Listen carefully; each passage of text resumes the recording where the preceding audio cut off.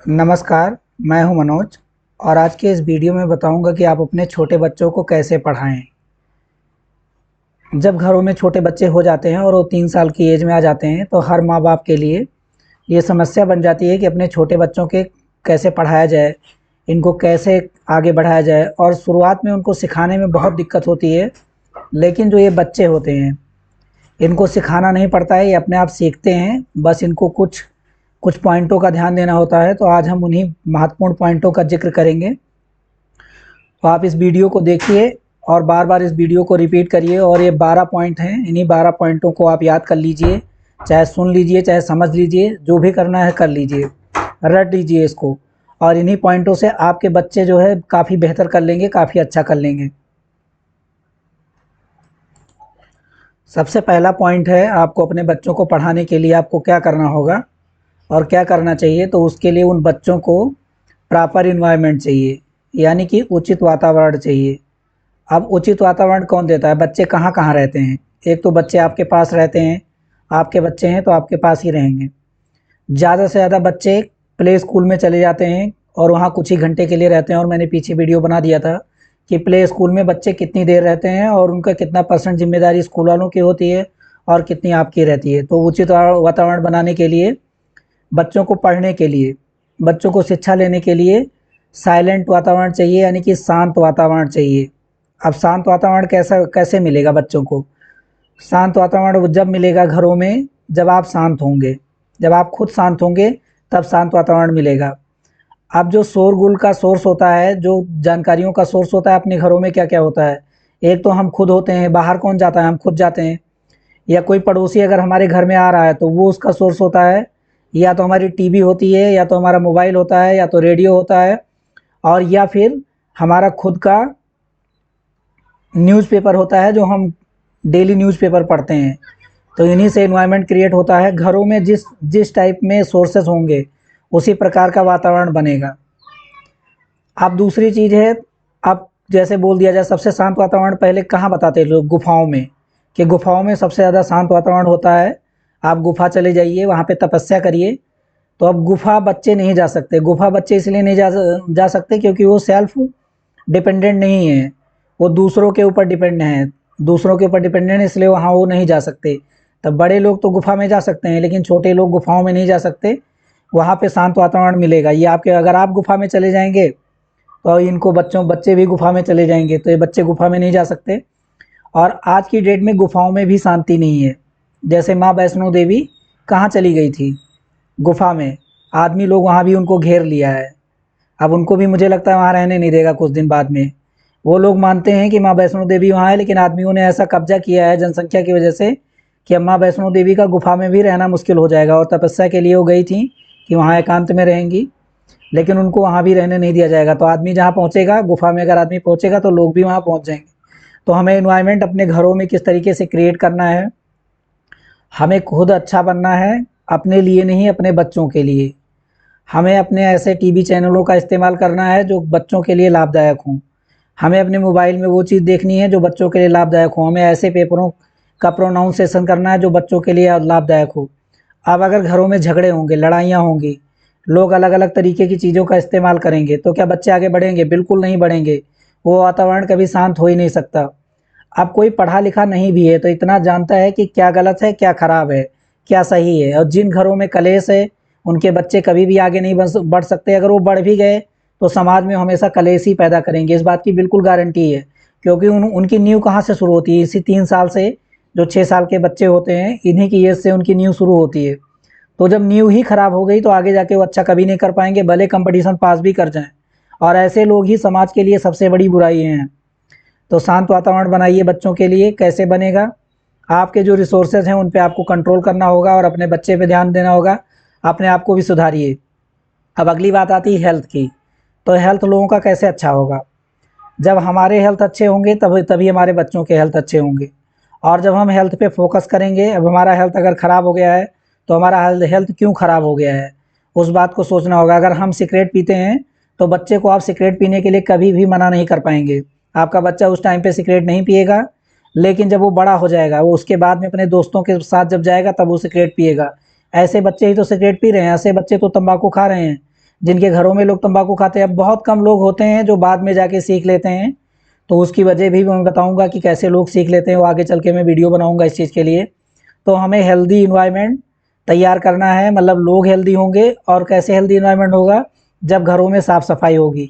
अगर घर गंदे होंगे तो बच्चा कभी भी अच्छा नहीं बन सकता, चाहे आप कुछ भी कर लीजिए, कितनी भी मेहनत कर लीजिए, कभी भी अच्छा नहीं बन पाएगा। अगली चीज़ होती है सेफ्टी, सुरक्षा। बच्चे को किस चीज़ की ज़रूरत होती है? सुरक्षा की। अगर बच्चा सुरक्षित नहीं रहेगा तो उसके सुरक्षा का ध्यान रखना है, और शांति का माहौल बनाना है, और स्वास्थ्य का माहौल बनाना है। तभी आपका बच्चा अच्छे से पढ़ पाएगा। और इसको बनाना बिल्कुल ईजी है। साइलेंट कैसे होंगे? हम जब साइलेंट हो जाएंगे, साइलेंट का मतलब बिल्कुल मुंह बंद करना नहीं होता है। बच्चे किसको सीखना चाहते हैं? बच्चे जो देखते हैं उसी को सीखना चाहते हैं। पहले वो किसे देखते हैं? हमको। हमें सीखना चाहते हैं। और रियलिटी है कि बच्चे अपने परिवार को ही कॉपी मारते हैं, और हम सिखाना भी उनको चाहते हैं। तो उनके कैरेक्टर जो होते हैं, उनके बातचीत करने का जो ढंग होता है, वो कहीं न कहीं उनमें छुपा होता है। वो निकालें या ना निकालें, क्योंकि पहले वही नींव होती है। और क्या सीखना चाहते हैं? वो नेचर को सीखना चाहते हैं। जब वो नेचर को देखते हैं, पेड़ों को देखते हैं, तो नेचर को, तो उनको नेचर नेचर तो एनवायरनमेंट दे रही है, लेकिन बिगाड़ कौन रहा है? हम लोग। तो हमें सुधरने की ज़रूरत है, तो बच्चों को अपने आप अच्छा एनवायरनमेंट मिल जाएगा। सुरक्षा, शांति और उनका स्वास्थ्य, यही हमें मेंटेन करना है। हम अपने को अगर मेंटेन कर लेंगे तो हमारे बच्चे ऑटोमेटिक मेंटेन हो जाएंगे। अब एक चीज़ यहाँ पे ज़रूर रुकावट आती है, जैसे गरीबी। तो गरीबी भी इन बच्चों को पढ़ने से बिल्कुल नहीं रोक पाएगी। अगर हम ज़्यादा नहीं पढ़ा पाएंगे तो सबको कुछ ना कुछ अनुभव ज़रूर है, और अपने बच्चे को हर कोई ना कोई अच्छा बना लेगा। स्कूल जाना ही पढ़ाई नहीं है, स्कूल जाएगा आपका बच्चा भी, गवर्नमेंट स्कूल खुले हुए हैं, वहाँ जाके वो अच्छा ही पढ़ेगा। उसके बाद में आता है नर्चर। नर्चर का मतलब होता है पोषण, मतलब आपका बच्चा क्या खाएगा, क्या पिएगा।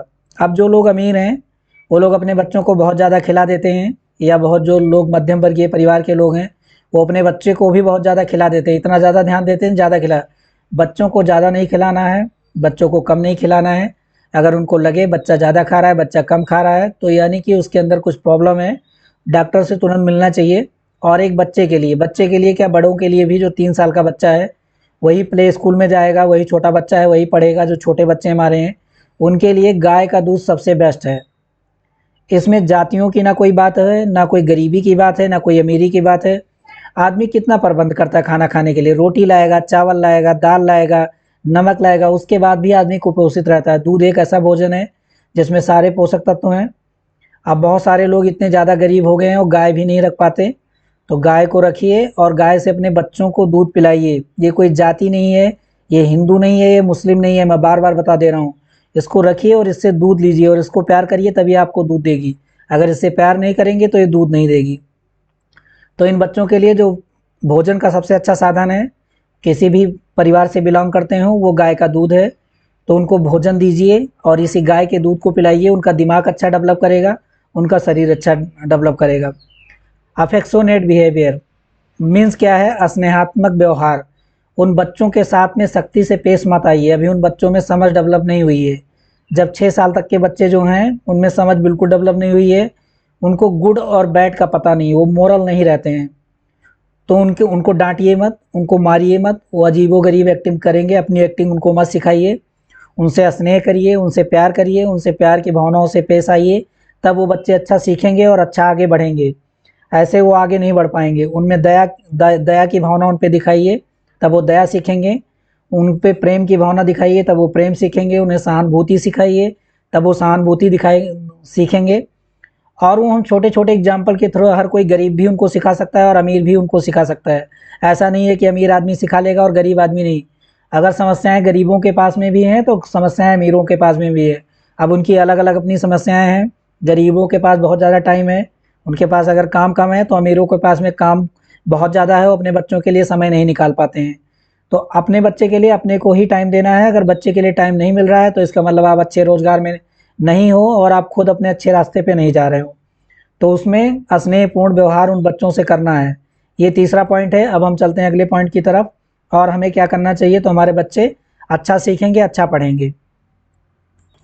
अब जो छोटे बच्चे रहते हैं उनको सिखाने के लिए, उनको पढ़ाने के लिए अगला पॉइंट है सेटिस्फैक्शन ऑफ क्यूरियोसिटी। हर बच्चे को कुछ ना कुछ जानने की जिज्ञासा रहती है।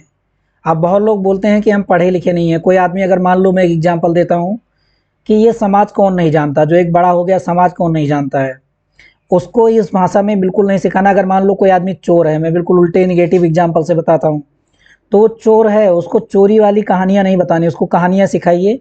उसके उसके जो क्वेश्चन पूछता है उसके उत्तर को दीजिए, सीधे अगर नहीं दे पाते हैं तो उसको घुमा फिरा के दीजिए, लेकिन उसको सेटिस्फाई करिए, उसकी जो जिज्ञासा है उसको सेटिस्फाई करने की कोशिश करिए। अब अगर कोई आदमी चोर है तो चोरी नहीं सिखाना है उसको, उसको पुलिस बनना सिखा देना है। जितना ज़्यादा चोर जानता है कि पुलिस चोर को कैसे पकड़ेगी, उतना ज़्यादा चोर नहीं जानता है, बिल्कुल गारंटी के साथ मैं बोल रहा हूँ। तो चोर आदमी चोरी के कला को ज़्यादा जानता है क्योंकि वही सीखता है, और जो पुलिस होता है वो चोर की कला को ज़्यादा नहीं जानता क्योंकि वो पढ़ाई करके सीखता है। तो प्रैक्टिकल से की हुई चीज़ें, तो बच्चे को चोर नहीं बनाना है, क्योंकि वो कभी दबा दिया जाएगा, कभी मार दिया जाएगा और लोग उसको पकड़ लेंगे तो सामाजिक रूप से ज़्यादा अच्छा नहीं रहेगा। और कभी अगर चोरी अच्छी रहेगी तो बच्चे चोरी भी करने लगेंगे, अगर अच्छी अभी नहीं है, कभी वो अच्छी भी हो सकती है, कभी ख़राब भी हो सकती है, ये मोरलिटी वाली चीज़ है, इसको हम बाद में बताएंगे। लेकिन उसको उसकी जिज्ञासा को अगर क्वेश्चन पूछता है, और आज के समय में बच्चों के क्वेश्चन का आंसर देना थोड़ा आसान है। बस आप ये समझ लीजिए, आप अपने आप को पहले मोरल बनाइए, क्या चीज़ सही है क्या चीज़ गलत है, और आपके बच्चे के लिए क्या चीज़ सही है क्या चीज़ गलत है। उसको राजनीति के हिसाब से उसके क्वेश्चन का आंसर मत दीजिए, सत्यता के हिसाब से उसका आंसर दीजिए, तभी आपका बच्चा अच्छा ग्रोथ करेगा। तो क्यूरोसिटी जो जिज्ञासा की प्रवृत्ति होती है, गूगल है हमारे पास, जो लोग पढ़े लिखे नहीं हैं, जो पढ़ नहीं सकते हैं, अब उसमें बोलने वाला भी आ गया है, आप बटन को दबाइए, बोलिए, वो आपके उत्तर को बोलते हुए दे देगा गूगल, और वही अपने बच्चे को सिखा दीजिए। तो अभी जो पढ़े लिखे लोग नहीं हैं उनको भी पढ़ाना बहुत आसान है, और अपने बच्चे की जिज्ञासा को आराम से शांत कर सकते हैं। अगला है डेवलपमेंट ऑफ सोशेबिलिटी, मतलब उसमें सामाजिकता का विकास होने लगता है, और सामाजिकता का विकास आप करिए भी। जब 3 साल का बच्चा होता है तो आपके पास रहता है, वो समाज को आपसे सीखता है, और पड़ोस में दूसरे बच्चों के साथ खेलने के लिए भी जाता है। तो उनको खेलने के लिए रोकिए मत, उनको खेलने के लिए जाने दीजिए। अगर उनको खेलने के लिए रोकेंगे तो समाज को कभी नहीं सीख पाएंगे, और वो राहुल गांधी की तरह बन जाएंगे, राहुल गांधी की तरह बन जाएंगे। राहुल गांधी इतने अच्छे स्कूलों में पढ़े लिखे हैं, लेकिन वो समाज को उतने अच्छे से नहीं जानते जितने दूसरे लोग जानते हैं। तो प्लीज़ उनको समाज को भी सीखने दीजिए, और क्या गुड है क्या बैड है वो हम आगे चल के उनको सिखा देंगे जब उनकी सीखने की एज आएगी। उसके बाद में आपको क्या करना है, दूसरी चीज़ क्या ध्यान देना है, अपॉर्चुनिटी फॉर कन्वर्जेशन। उनको वार्तालाप, कन्वर्जेशन का मतलब होता है वार्तालाप, उनको बातचीत करने का मौका दीजिए। ऐसा नहीं कि आप बोल रहे हैं उनको हमेशा चुप करवा दो, वो जो भी बोल रहा है, उल्टा बोल रहा है उसको उल्टा बोलने दीजिए, अगर वो सीधा बोल रहा है तो वो सीधा बोलने दीजिए। और यही तो कम्युनिकेशन है। जो बच्चे यहाँ शुरू में डांटे जाते हैं, ये मत बोलिए वो मत बोलिए, ये हो जाएगा वो हो जाएगा, वही बच्चे आगे चल के बोल नहीं पाते हैं, बोल नहीं पाते, बोलने में प्रॉब्लम होती है। वो कहीं जाते हैं, किसी कार्यालय में जाएंगे बोल नहीं पाएंगे, कहीं पे किसी से बात करना होगा बात नहीं कर पाएंगे। और जो बच्चे शुरू से अपने आप को कन्वर्जन करते हैं, वार्तालाप करते हैं, वही बच्चे तो आगे चल के, तो घरों में भी इनको बोलने का मौका दीजिए, और ये जो भी बोलना चाहते हैं इनको बोलने दीजिए आराम से। क्या बैड है क्या गुड है वो हम बाद में बता देंगे। इनकी बेकार बातों को भी सुनिए, और बेकार बातें, अगर आप बेकार बातें कर रहे थे तभी ये बातें बेकार बातें करेंगे तो आप अपने आप को सुधार लेंगे। तो बेकार बात पहली बात बच्चा करेगा ही नहीं, क्योंकि आपकी भाषा को सीख रहा है। तो इनको बोलने का मौका दीजिए, और वह यही बच्चे शुरू में जो इनको डांट दिया जाता है, बोल दिया जाता है, इनका परिवार ही इनके लिए खतरनाक होता है। आप जो टीवी पे बोल रहे हैं, न्यूज़ एंकर जो बोल रहे होते हैं, उनको देख के हम बहुत खुश होते हैं और जानते हैं कि ये मास कम्युनिकेशन का कोर्स कर लिए हैं इसीलिए बोल रहे हैं, ऐसा बिल्कुल भी नहीं है। मैं बहुत सारे लोग, चलिए मैं मास कम्युनिकेशन का कोर्स करवा दे रहा हूँ, मास कम्युनिकेशन करने वाले भी बहुत लोग नहीं बोल पाए, उसमें से कुछ ही लोग बोल पाए। तो क्या करना है कि बोलना है, अपनी बातों को रखना है। तो इन बच्चों को बोलने दीजिए, जो भी बोलते हैं उल्टा सीधा इनको बोलने का मौका दीजिए। घरों में भी यही होना चाहिए, और इनके जो प्ले स्कूल हैं वहाँ पे भी यही होना चाहिए। फॉर्मेशन ऑफ गुड हैबिट, इनके अच्छी अच्छी आदतों का निर्माण करिए। क्या सिखाया जाता है घरों में, इनकी अच्छी आदतें क्या है, ब्रश करना, बच्चों को क्या सिखाना, ब्रश करना, बात, नहाना, हाथ धोना। और मिट्टी में खेलना कभी भी बच्चों के लिए ख़राब हो नहीं सकता है, क्योंकि मिट्टी नेचुरल है। जितनी नेचुरल चीज़ें हैं उसमें कभी भी बच्चों का खेलना ख़राब नहीं हो सकता। ध्यान से सुन लीजिए, मिट्टी में खेलने से बच्चों की इम्यून पावर और अच्छी हो जाती है। हो सकता है वो 1-2 बार खेलने के बाद में थोड़े बीमार पड़ सकते हैं, क्योंकि उसमें अलग अलग तरीके के बैक्टीरिया हैं, लेकिन आने वाले दिनों में अपनी ज़िंदगी में वो सबसे सक्षम बालक बनेगा। कोई चाहे अमीर आदमी है, चाहे कोई मध्यम वर्गीय है, और चाहे कोई गरीब आदमी है। तो मिट्टी में बच्चों को खेलने दीजिए। बस जो आदमियों की बनाई हुई गंदगी है, जैसे सड़ी हुई चीज़ें, सड़ी हुई चीज़, पॉलीथीन, ये जो गंदी गंदी चीज़ें इनके साथ खेलने मत दीजिए। उनसे खेलना इन बच्चों के लिए खतरनाक हो जाएगा। अगर ये गरीब का बच्चा मिट्टी में खेलते हुए बहुत कुछ पा लेता है तो एक अमीर का बच्चा बहुत कुछ खो भी देता है। उसकी इम्यून पावर उतनी अच्छी नहीं होती जितनी एक गरीब के बच्चे की होती है। तो सबके पास सब कुछ नहीं है। जिसके पास पैसा है वो अपनी बहुत सारी चीज़ें खो चुका है, और जिसके पास बहुत सारी चीज़ें जो खो चुका है उसके पास पैसा नहीं है।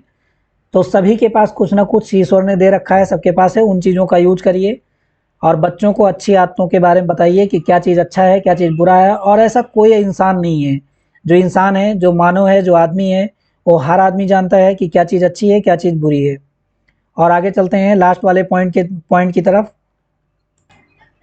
अब स्टार्टिंग से ही बच्चे अलग अलग अटेंशन ऑन इंडिविजुअल डिफरेंसेस।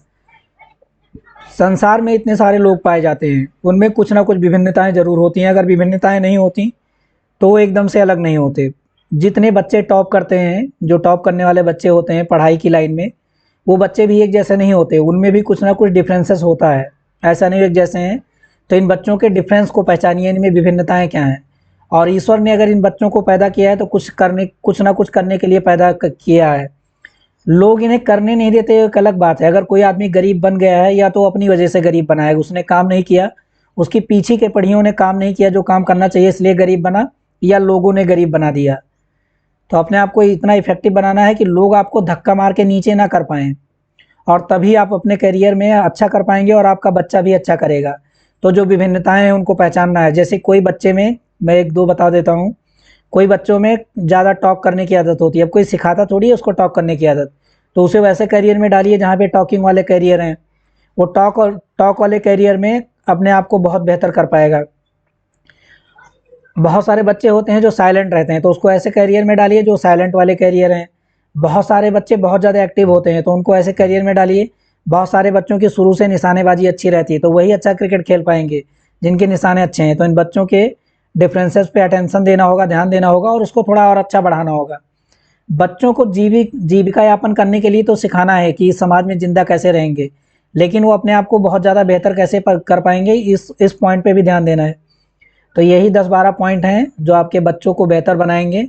केवल पढ़ाई ही नहीं है, पढ़ाई तो बच्चे सीख ही लेंगे, वो स्कूल में जाके भी सीख लेंगे। अगर किसी के माँ बाप बिल्कुल नहीं पढ़े हैं तो उनके बच्चे भी पढ़ाई किए हैं और वो बड़े बड़े ऑफिसर बने हैं। ऐसा बिल्कुल नहीं है कि आप कुछ नहीं जानते तो आपका बच्चा कुछ नहीं कर पाएगा। छोटी छोटी चीज़ों पे ध्यान दीजिए, और ये बड़े लोगों के भी लिए है, मध्यम वर्गीय परिवारों के लिए है, और छोटे परिवारों के लिए। तो यही 12 पॉइंट है जो आपके बच्चों को अच्छा पढ़ाएगा। तो आज के लिए इतना ही, और इनको नोट कर लीजिए, इनको मनन कर लीजिए और इनको फॉलो करिए। आपका बच्चा यकीनन आगे बढ़ेगा। और इसको सीखते हुए अगर आप में बहुत सारी बुराइयां आ गई हैं, क्योंकि आपने नहीं किया है, आपके समाज ने सिखाया आपको ये सारी बुराई, तो इन बच्चों के लिए बुराइयां छोड़ दीजिए, तो आपके बच्चे भी अच्छे बनेंगे। आज के लिए इतना ही, मिलेंगे अगले वीडियो में एक नई सोच के साथ में। तब तक के लिए जय हिंद।